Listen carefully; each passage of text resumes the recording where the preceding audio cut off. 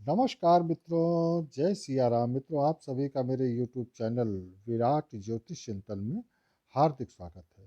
मित्रों, आज के इस वीडियो में हम बात करेंगे फरवरी 2021 की।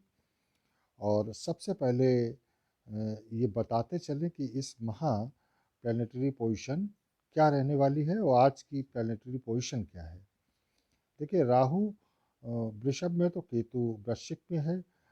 चंद्रमा आज है कन्या राशि में। शुक्र, शनि, गुरु और सूर्य मकर राशि में है और बुध है कुंभ राशि में। मंगल अभी चल रहे हैं मेष राशि में, जो 21 या 22 फरवरी को राशि बदलेंगे।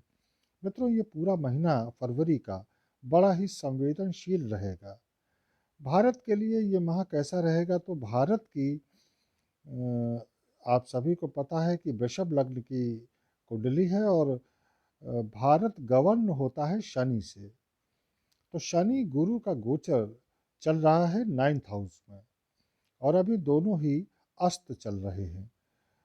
भारत की कुंडली जो कि वृषभ लग्न की है और राहु लग्नस्थ है। अभी वर्तमान में राहु वृष राशि में यानी अपने नेटल राहु से ही ट्रांजिट कर रहे हैं। ये पूरा वर्ष राहु लग्न में ही रहेंगे, भारत की प्रतिष्ठा को बढ़ाएंगे। विश्व भर में भारत का दबदबा बढ़ेगा, खासकर इलेक्ट्रॉनिक चीज़ों में।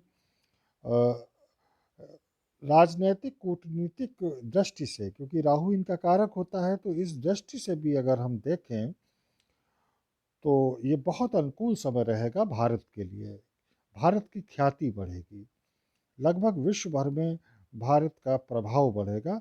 आंतरिक व्यवस्था में ज़रूर राजनीतिक हलचल रहेगी। विरोधी दल नए नए षड्यंत्र करके सरकार के सामने चुनौती और दिक्कतें पैदा करते रहेंगे, लेकिन सरकार इन पर नियंत्रण स्थापित करने में सफल रहेगी।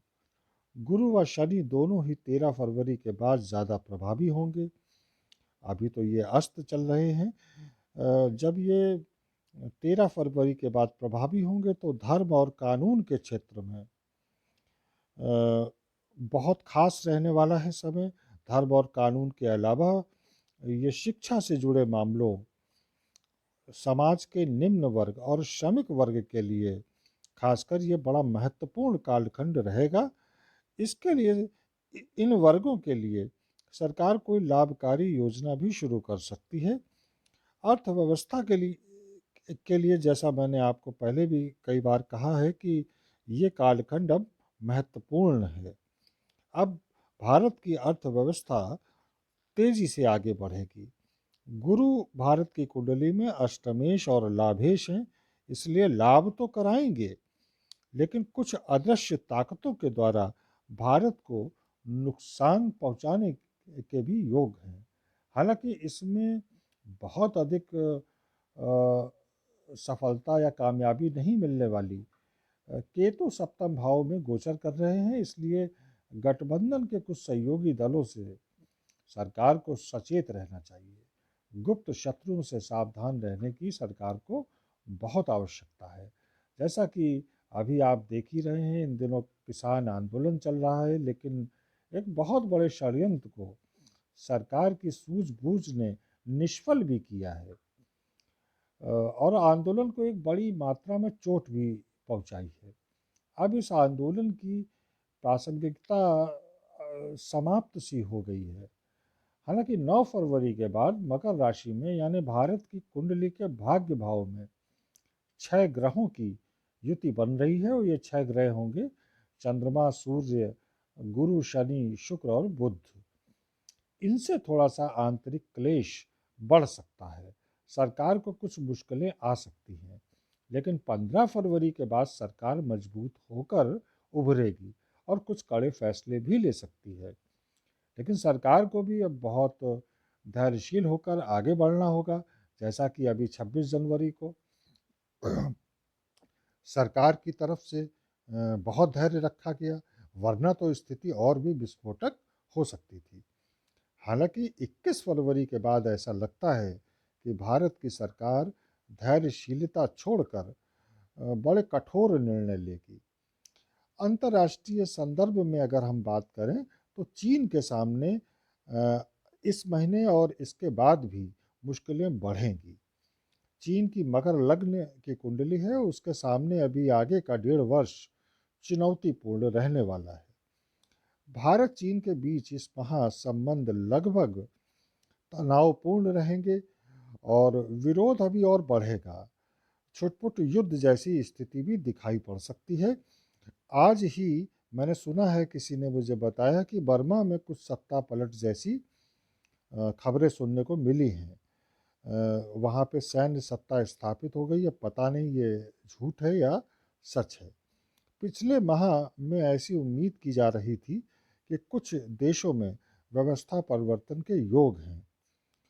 तो ये कोई बड़ी बात नहीं कि वहाँ भी बर्मा में व्यवस्था परिवर्तन हुआ हो। 9 फरवरी के बाद स्थितियाँ थोड़ी और जटिल होंगी। भारत की सरकार को, इंटेलिजेंस को बहुत सतर्क रहने की ज़रूरत होगी। जैसा मैंने बताया कि 21 या 22 फरवरी को मंगल राशि परिवर्तन करेंगे और मेष राशि को छोड़ करके वृष राशि में आएंगे, जहां राहु पहले से मौजूद हैं। और मित्रों, यहीं से एक बहुत संवेदनशील समय की शुरुआत मानी जा सकती है। स्थितियां बहुत विस्फोटक हो सकती हैं। भारत की आंतरिक व्यवस्था में अराजकता जैसी स्थिति आ सकती है। सीमाओं पर तनाव बहुत ज़्यादा बढ़ सकता है। पड़ोसी देश के लिए ये स्थिति ज़्यादा विकराल रूप धारण कर सकती है। मैं फिर कह रहा हूँ कि भारत की सरकार के लिए ये माह खासकर 21 फरवरी के बाद बहुत अलर्ट रहने का है। ऐसा प्रतीत होता है कि सरकार कोई बड़ा फैसला, कड़ा फैसला लेगी। पड़ोसी देश यानी पाकिस्तान से भी बहुत सतर्क रहने की ज़रूरत होगी। 21 फरवरी से लेकर अगले माह मार्च और अप्रैल मध्य तक का जो समय होगा, वह मित्रों बहुत ही संवेदनशील रहेगा। मंगल राहु की युति आगजनी, युद्ध, विस्फोट, भूकंप आदि अन्य प्राकृतिक प्रकोपों को जन्म देगी। तो ये जो स्थिति बनेगी मंगल राहु की युति की, ये 21 फरवरी के बाद है और उसके बाद का समय और भी ज़्यादा संवेदनशील रहेगा। तो यहीं पे अपनी वाणी को मैं विराम दूंगा और आगे भी जैसी स्थितियां होंगी तो मैं आपको अवगत कराता रहूँगा।